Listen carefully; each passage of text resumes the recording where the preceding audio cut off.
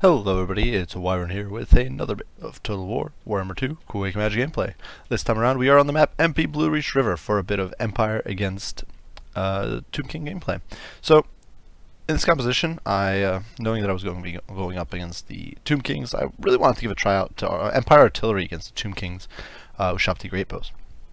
Normally I've already had pretty good success with Empire against the Tomb Kings. I do think Empire already has a rather easy matchup against them, but I wanted to really try out how the Hammer of Witches would function, because I've had some great success with the Skaven Warp Lightning Cannons against Tomb King Ushabti Great Bows, and just shutting them down very, very early on. So I thought that perhaps the Empire Artillery pieces could work the same way, and so I decided to run a Hammer of Witches here in this composition.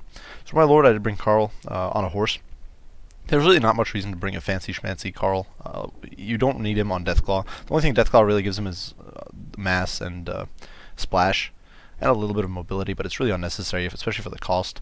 And here you do get, of course, Gall Miraz, which is a huge boost to armor-piercing damage, as well as giving him a bonus against large, and this really makes him pretty solid against the majority of the Tomb King's roster, at least the units that do damage.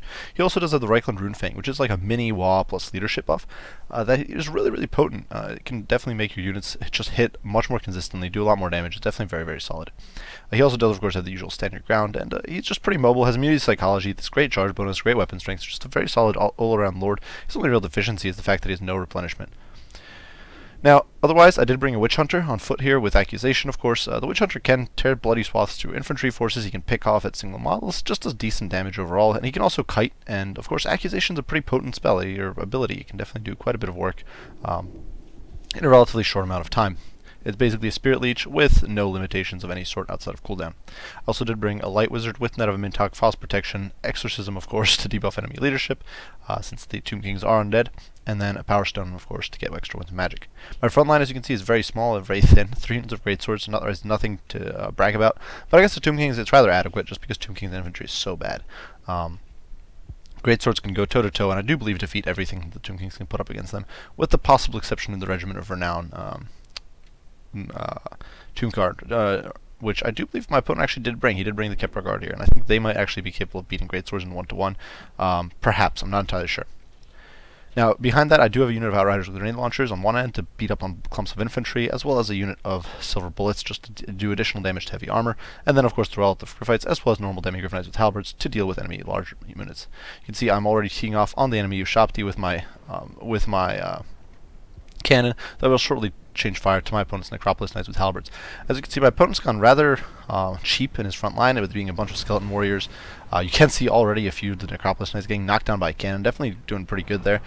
My opponent also does have tunes for Ushabti Great Bows. These guys are very potent. If they can get into range, they'll really be able to kind of whittle down my cannon pretty quickly. And over here you can see there's a unit of Blessed Legion of Vogt, which do have the armor debuff with Armor Sundering. My opponent also does have Cetra the Imperishable as his lord. You can see he, of course, has monstrous anti-infantry stats, armor piercing, cause of fear, terror, all that sort of stuff. He also does have Unyielding Will, which is a nice AoE melee attack and defense buff, Crown of Nakara for just boosted stats overall, and then Joust Incantation of Cursed Blades, and Usirian's Incantation of Vengeance. So 2 reasonably cheap and pretty spammable spells. In the trees, my opponent has another unit of Necropolis Knights hidden away, and that basically just sums up his force. As you can see, he immediately starts teeing off on my cannon, and you can see the cannon really is not doing very well at shutting down these Ushabti. It's killed 1 model, but the Ushabti, of course, will just never break, and you can see here they are just pounding away. They've lost 2 models, but they'll shortly start taking off cannons on the Hammer of the Witches, and that will be a problem for me. So you can see I immediately start pushing forward, realizing the cannon's simply not going to hold out very long. It's definitely not doing a very good job, and definitely not really paying for itself. You can see the Ushabti, it does miss again. Simply not doing very good. You can see it's just whiffing. And so I'm pushing forward with my great swords, intent on just kind of trying to shut my opponent down. You can see my Hammer of the Witches does lose one of the artillery pieces. My opponent's only lost 3 Ushabti Great Bows, so he still has 15 on the board, which is a huge problem. Over here you can see the Silver Bullets opening fire on Cetra, and of course immediately I am casting a Net of Mintok, just trying to root him in place and prevent him from causing too much mayhem. Over here, the Greatswords are plowing into the Skeleton Warriors, and they will chop through them pretty effectively. The Cobra Guard, which would normally be the biggest threat, is being dealt with pretty brutally here by the Greatswords, combined with the Grenade Launcher support. The Grenade Launchers won't do too much to the Greatswords, even if they friendly fire, just because they have relatively low armor piercing, and they'll do pretty good against the Cobra. Unfortunately, though, my Witch Hunter is struggling here against the Tomb Scorpion. I really have nothing to shut it down. Over on the flank, my Demi-Griff Knights with Halberds have wiped out the Tomb Knights with Halberds, or the Necropolis Knights with Halberds, while over here the Royal Elf Griffites are getting bogged down against the Necropolis Knights with halberds. And normally they would win, but with the help of these Skeleton Warriors and perhaps some spell support, these guys might actually come out on top against the Altar of Griffites, which is definitely a bit of a problem. Over here you can see the Silver Bullets being chased off by Ustirian's Incantation of Vengeance, and I finally do commit Carl Friends, who had actually kept off the field for a while. Fortunately, the Hammer of the Witches, you can see, is out of artillery, or out of guns. The Kepra Guard, with the help of Cetra, does manage to bust through these greatswords, which really is no credit to the Kepra Guard. You can see they're just getting buckled here with the raw firepower from the Outriders. In the meantime, my Witch Hunter has been put down, which is a huge issue. That definitely kind of is wasted troop there. I definitely kind of mismicroed. You can see I'm trying to get Carl on top of the Tomb Scorpion, and unfortunately, Outriders are just getting focused hard by the archers. I do get my Light Wizard into the archers, and I do manage to net down the Citra the Imperishable before he can cause too much more mayhem. The Cannon Crew, of course, basically useless. Over here, the Royal Elf Griffites are routed off with some of the help from the Skeleton Warriors. You can see the Necropolis Knights in their turn are pretty badly beat up, and most likely the Royal Elf Griffites would have won. Over here, though, my Royal Elf Griffites, or Demigryph Knights, sorry, have gotten into the back line and really dealing with these Ushapti Great Bows in a pretty brutal fashion. Ushapti Great Bows are not very good against cavalry.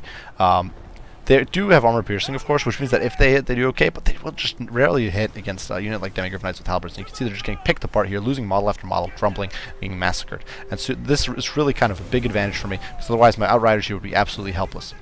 Over here, my opponent does summon a unit of Ushapti on top of my cannon, which is an absolute waste because the cannon crew's already been routed off, and I only have 2 guns still online, who did a little bit of damage, of course, on these Ushapti Great Bows over here, but really nothing to brag about. Over here, the Light Wizard is still bogging down the archers, helping to stop the Blessed Legion of Flough from doing too much. And over here, you can see the Necropolis Knights are kind of getting mucked up and messed up by the Greatswords. They're nothing too impressive, and they will, of course, beat down the Greatswords over time. In the meantime, the Grenade Launchers are coming back, and you can see over here, with the help of these courageous Greatswords, Carl Franz is just sticking it out and really playing the smackdown on Cetra. And you can see here he does get fast protection, boosting his melee defense a whole bunch. Cetra doesn't have the best of melee stats to begin with. Honestly, it really relies quite a bit on that bonus against infantry. And so Carl's really going to be able to kind of lay the smackdown on him and absorb a lot of the fire here. You can see some Grenade Launchers going in on the run, which is definitely a big problem for me. But the Greatswords Greatsword is still rather healthy. It does push through, going after the Blessed Legion here, and they'll be able to kind of slice and dice their way through them pretty effectively. In the back line over here, you can see the Royal Elf Griffites coming back with the help, and this does mean I still have quite a few models of Demigryphs on the field. Not a lot of HP on them, definitely not very healthy, but definitely quite a few still around up and running.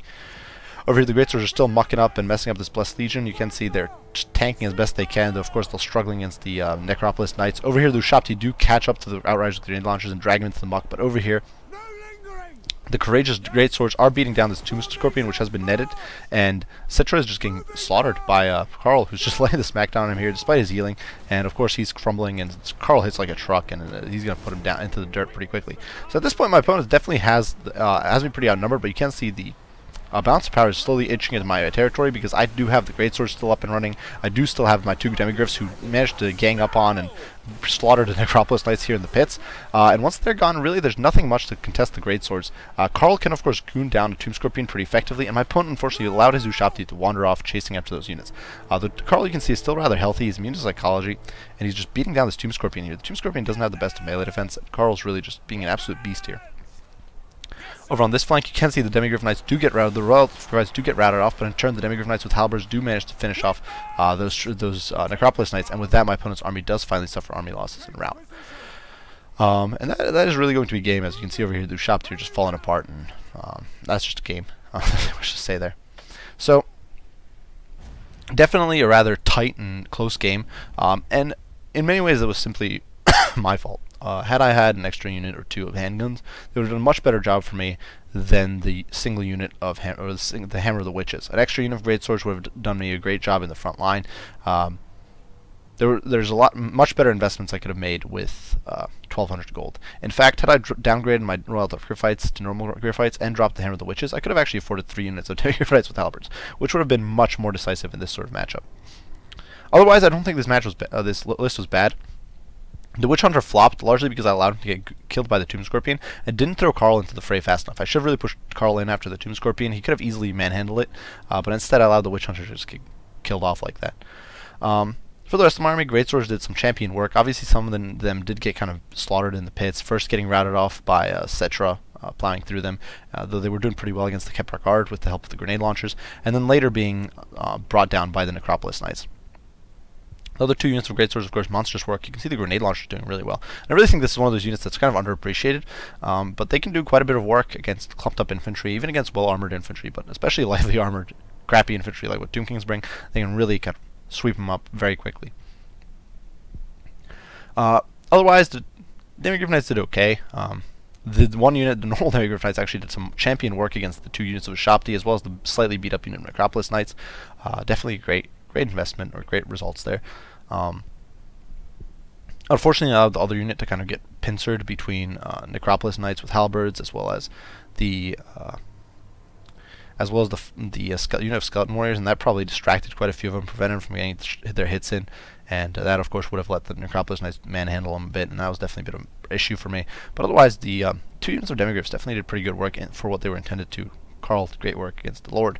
And the Wizard, of course, providing champion work, shutting down the Blessed Legion of Focht, as well as just providing those buffs and the nets.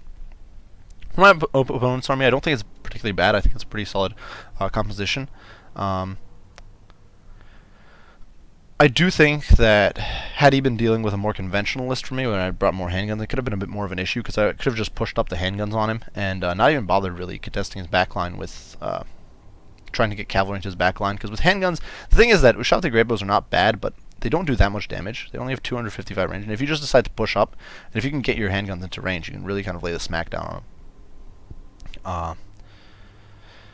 Otherwise, I do think this is a fairly reasonable build. I definitely think one of the main lack here is simply a lack of anti-large against Empire Cavalry, though the Necropolis Knights with halberds did some pretty decent work in that department. And of course, the Shopti Greatbows can do an okay job.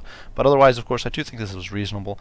For just busting through infantry if needed, good enough sort of core to hold and bust through in a cheapish infantry line like this one, enough to pressure the back line, and just decent overall, I think. Not really sure what I would change in this composition. I think it's actually pretty decent, especially against Empire. So definitely a great game to my opponent.